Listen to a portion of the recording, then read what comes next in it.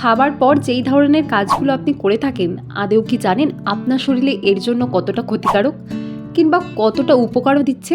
চলুন আজকে এই ভিডিওতে সেই সব নিয়ে আলোচনা করব। দেখবেন অনেকেই দুপুরবেলা খাবার পরে প্রায় 1 থেকে 1.5 ঘন্টা বাদেই জিমে চলে যায় বা যোগ ব্যায়াম ক্লাসে চলে যাচ্ছে। এতে কিন্তু ক্ষতি হয় শরীরে, এমনকি বমিও হয়ে যেতে পারে।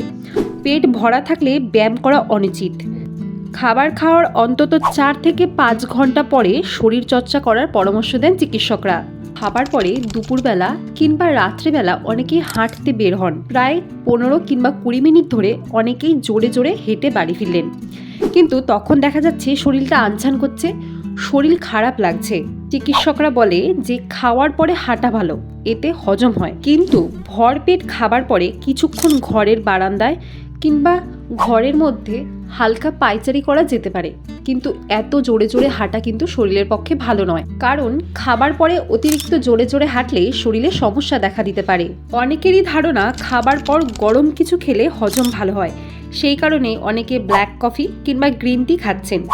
কিন্তু এই পানীয়গুলো আপনার জন্য ভালো নয়। এতে থাকা ট্যানিন আয়রন শোধনে বাধা দেয়। এই পানীয়গুলোর বদলে খাবার 10 থেকে 15 মিনিট পরে 1 গ্লাস ঈষৎ উষ্ণ জল খাওয়া যেতে পারে। ভাত খাবার পরে মনে হয় যে বিছানা আমাকে ডাকছে, আমাকে এখন ঘুমোতেই হবে, এটাকে আমরা ভাত ঘুম বলি। কিন্তু ভাত ঘুম আমাদের জন্য অনেকটাই ক্ষতিকারক, কারণ ভাত ঘুমের ফলে আমাদের শরীরে বদহজম সৃষ্টি হতে পারে, আর এছাড়া আমাদের ভুঁড়ি অনেকটাই বেড়ে যায়। তাই খাবার পরে 10 মিনিট মতন বসে তারপরে 10 মিনিট মতো পায়চারি করে ঘন্টাখানেক পরে শোয়া যেতে পারে। অনেকে খাবার পরে 1 থেকে 2 গ্লাস জল খেয়ে নেয়, তাদের ধারণা এতে নাকি বদহজম কমবে। কিন্তু এটা খাবার পরে কখনোই উচিত না।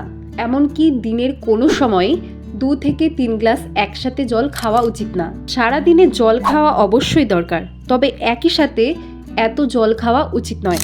তবে জোর গেলে একেবারে 1 গ্লাস কিংবা খুব তেষ্টা পেলে 1.5 গ্লাস মতো জল খাওয়া যেতে পারে। তাহলে আপনি আজ থেকে আর এইসব ভুল করবেন না তো।